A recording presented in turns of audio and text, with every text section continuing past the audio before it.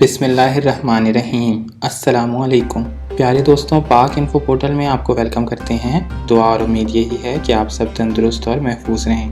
دوستوں، آج کی اس ویڈیو میں ہم بات کریں گے ترکی کے مشہور و معروف ڈرامہ سیریل یونس ایمری کے بارے میں۔ یونس ایمری کون تھے؟ وزیر اعظم پاکستان کیوں چاہتے ہیں کہ ارطغرل کی طرح یہ ڈرامہ بھی اردو زبان میں ڈب کر کے پاکستانی عوام کو دکھایا جائے؟ جاننے کے لیے ویڈیو کو آخر تک ضرور دیکھیے گا۔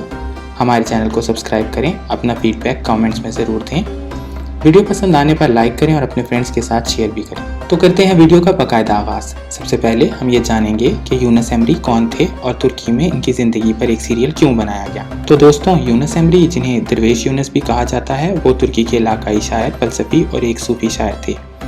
ترکی کی ثقافت میں ان کا ایک خاص مقام ہے۔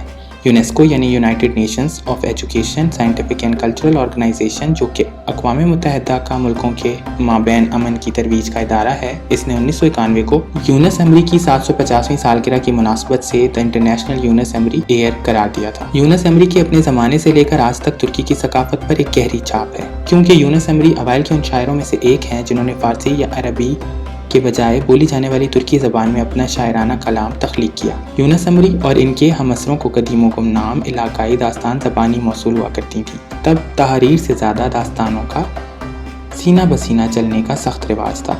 1243 میں اناطولیہ پر منگول حملے کے بعد اسلامی صوفی ادب کو بے پناہ پذیرائی حاصل ہوئی اور یونس ایمری ایک نامور و ممتاز ترین صوفی شاعر بن کر ابھرے۔ بظاہر نہایت سادہ دکھنے والے غیر معمولی صوفی تصورات کی وضاحت میں یونس ایمری کمال خاصہ رکھتے تھے۔ وہ متعدد ملکوں میں بہت ہی مقبول شخصیت رہے۔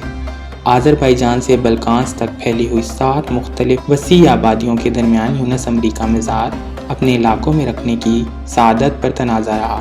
یونس ایمری کی سب سے اہم کتاب کا نام رسالۃ النصیحہ ہے۔ اناطولیائی لوک اشعار کے روایتی انداز میں تحریر شدہ ہیں جو عشق حقیقی اور اسلام کی اقدار کی بات کرتی ہیں۔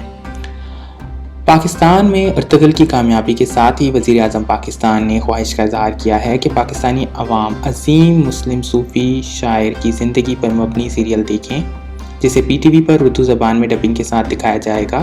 حال ہی میں اس بات کا اعلان سینیٹر فیصل جاوید خان نے اپنے ٹویٹر پوسٹ میں کیا ہے۔ ترکی کے سرکاری ٹیلی ویژن اور ریڈیو نیٹ ورک TRT نے یونس ایمری ایسکن یولکولکو یعنی یونس ایمری عشق کا سفر کے نام سے ایک سیریل پروڈیوس کیا ہے، جس میں گوکھان اتالے نے یونس ایمری کا کردار ادا کیا ہے۔ جیسا کہ آپ کو بتایا گیا ہے کہ یہ سیریل یونس ایمری، جو کہ 14ویں صدی کے عظیم صوفی شاعر اور فلسفی تھے، ان کی زندگی کے گرد گھومتا ہے۔ ڈرامہ میں دکھایا جاتا ہے کہ 14ویں صدی میں جب منگول تسلط بہت تیزی سے بڑھ رہا تھا، یونس ایمری نلیحان کی طرف کوچ کرتے ہیں اور سلجوق ریاست کے جج کے طور پر تعینات ہوتے ہیں۔ تبتاک کی درویشی خانقاہ میں شامل ہونے کے بعد وہ درویش بننے کے سفر میں آگے بڑھتے ہیں۔ اس ڈرامہ سیریل کی کل 45 اقساط ہیں جو 2 سیزنز میں نشر ہوئی ہیں اور یہ سیریل نیٹ فلکس پر بھی اویلیبل ہے۔ پہلے سیزن میں کل 22 اقساط ہیں اور ہر قسط 60 سے 70 منٹ دورانیہ تک کی ہے، جبکہ دوسرے سیزن کی 23 اقساط ہیں۔